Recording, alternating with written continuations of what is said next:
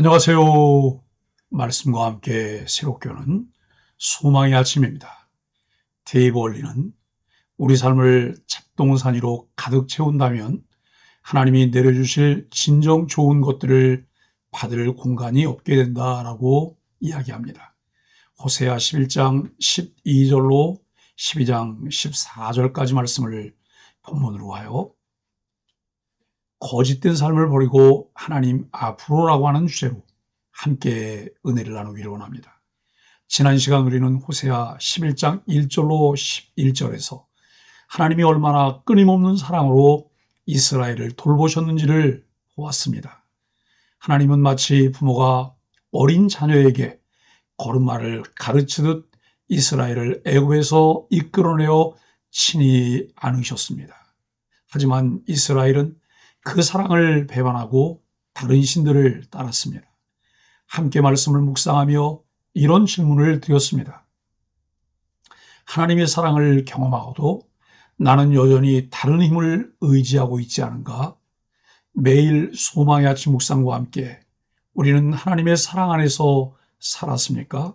아니면 세상의 계산과 힘을 더 붙잡으려 했습니까? 오늘 본문 말씀에서 북이스라엘은 거짓과 속임수를 일삼고 유다는 정함이 없음을 말합니다. 하나님은 그들에게 야곱을 예로 드시며 그분께로 돌아와 인애와 정의를 지키라고 말씀하십니다.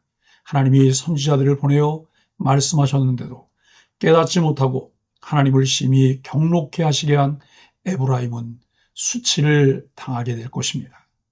오늘 본문은 그 질문에 대한 하나님의 답변입니다. 하나님은 거짓과 속임으로 가득한 북이스라엘을 책망하시며 야곱의 이야기를 들어 참된 회복의 길을 보여주십니다. 첫째, 하나님과 멀어진 삶은 거짓으로 가득합니다. 본문은 이렇게 시작합니다. 에브라임은 거짓으로, 이스라엘 집은 속임수로 나를 애워쌌고 라고 말씀합니다. 하나님과 멀어진 북이스라엘은 아스루와 애굽 사이를 오가며 외교로 자신을 지키려 했습니다. 그러나 그것은 바람을 잡는 것과 같았습니다. 참된 안식과 안전은 하나님께만 있음에도 그들은 헛된 것을 붙들었습니다. 하나님은 그들의 조상 야곱을 예로 드십니다. 야곱도 젊은 시절 속임과 계략으로 살았습니다. 그러나 결정적인 위기의 순간 그는 야복강가에서 천사와 씨름하며 울며 하나님께 복을 구했습니다. 그리고 베델에서 우상을 버리고 다시 하나님과의 언약을 회복했습니다. 리처드 필립스는 이렇게 말합니다. 하나님 백성은 때로 방황하고 죄에 빠지지만 하나님의 사랑은 변함없다. 회복의 소망은 우리의 성실이 아니라 하나님의 신실하심에 있다라고 말합니다. 우리도 야곱처럼 완전하지 않아도 하나님을 붙들고 언약 관계로 돌아오면 길이 열립니다. 나는 지금 하나님보다 내 계획과 계산을 더 의지하고 있지 않은가?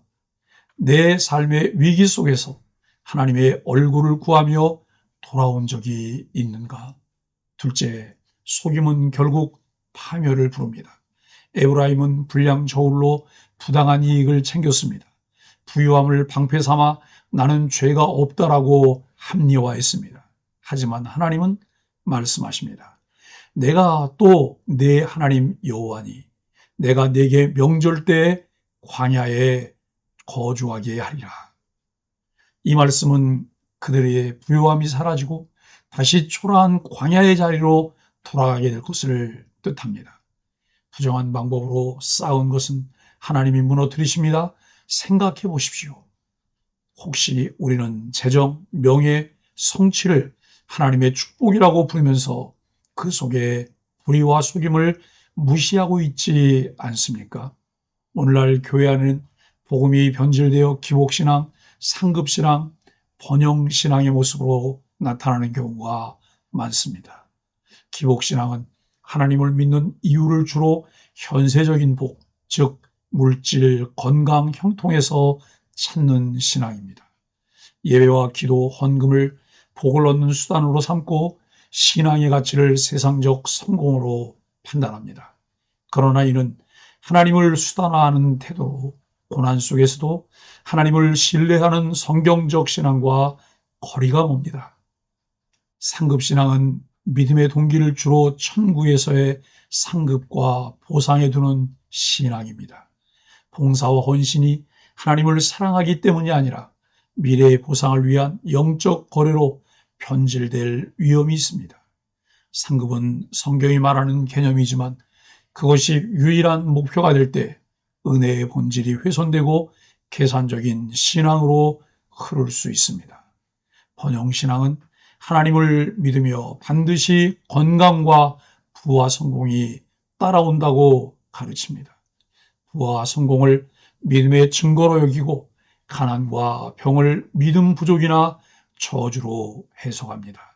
이는 예수님의 제자도와 십자가의 길을 부정하고 복음을 세속적 성공에 한정시키는 심각한 왜곡입니다. 이 세 가지 신앙은 공통적으로 하나님 중심에서 인간 중심으로 변질되고 십자가의 복음을 약화시키며 교회를 세속화합니다. 성경은 이에 대한 대안으로 마태복음 6장 33절에서 하나님의 나라와 의를 먼저 구하라고 말합니다. 빌립보서 4장 11절로 13절은 환경과 상관없이 만족해야 할 것을 말씀합니다. 고린도후서 4장 16절로 18절은 영원한 영광을 바라보는 신앙을 갖도록 가르치고 있습니다.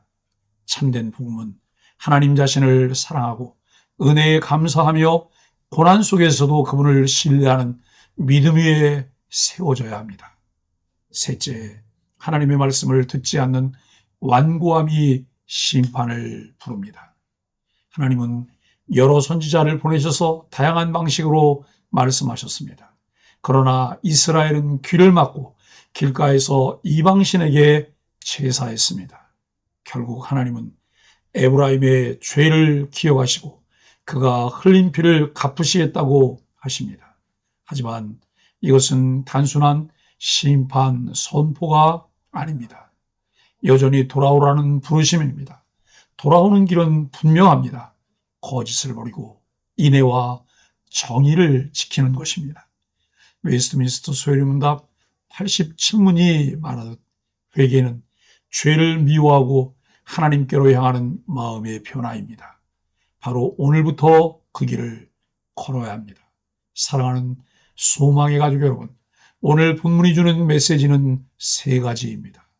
하나님과 멀어진 삶은 거짓과 속임으로 가득하다. 속임은 반드시 무너지고 하나님만이 참된 피난처다. 오늘 지금 하나님께 돌아오라.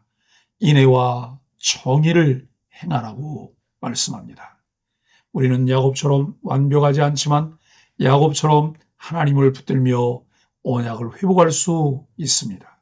혹시 내 마음 깊은 곳에 숨겨둔 속임과 자기 의지가 있다면 오늘 내려놓고 하나님께 돌이키십시오.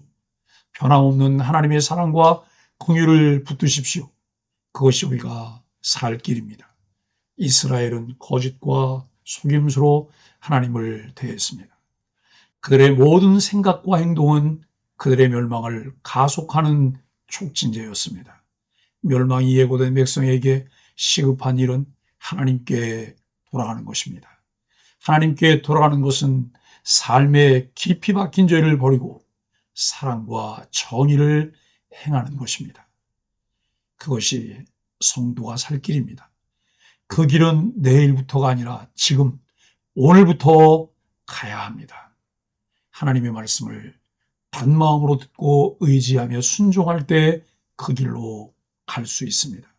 마음을 열고 귀를 기울여 하나님의 말씀을 듣고 하나님 앞으로 나아가는 소망의 가족들이 되기를 예수 그리스도 이름으로 간절히 축복합니다. 함께 소망의 아침 기도를 드립니다. 하나님, 제 안에 교만과 거짓을 보게 하시고 버리게 하소서. 야곱처럼 연약하지만 하나님을 붙들며 언약을 회복하는 믿음을 주옵소서. 하나님의 용서와 돌보심 없이는 살 수 없는 존재임을 기억하며 오늘도 겸손히 주 앞에 살게 하여 주옵소서. 예수님의 이름으로 간절히 기도합니다. 아멘.